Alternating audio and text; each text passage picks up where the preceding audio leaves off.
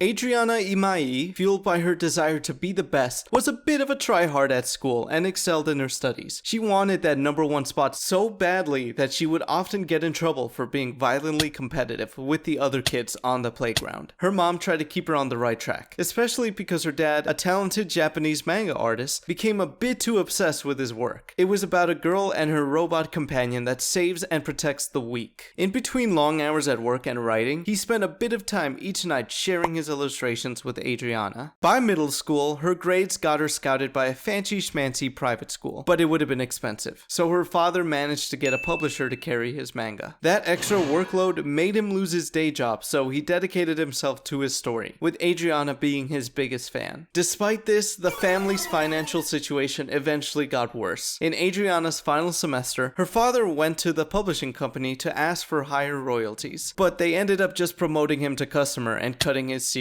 No longer able to afford it, Adriana was kicked out of her elite school, where she was at the top of her class. Luckily, her mom was able to negotiate for her to still graduate, but that came at a cost. Another kid took her place at the head of the class. Adriana was furious. Over summer break, she became obsessed with her rival. She stalked him and learned everything about him. She fantasized about all the ways she could ruin his life, but in the end, she ended up not doing anything. However, something awakened within her, and she felt like the main character in a new story her father was working on. He had been burying himself in his work more and had been producing something new with a darker tone, inspired by his visions and nightmares. It's about a woman who hunts and guts the weak in a nightmarish realm, with drones made out of skulls and bones. This was The Skull Merchant. Unfortunately, he wasn't able to get this one published, and the family became reliant on Adriana's mom. Adriana herself wanted to be a girl boss, so she started a website on Brazilian manga. It was a massive success, and that ad revenue just rolled in, but she realized she kinda didn't want to write for it, so she somehow convinced other kids to write for free while she kept all the money. She then sold the website as soon as she got an offer. Adriana was so proud when she came home to show her parents the check, but before she could, she found out that earlier that morning, her dad went out to get some milk and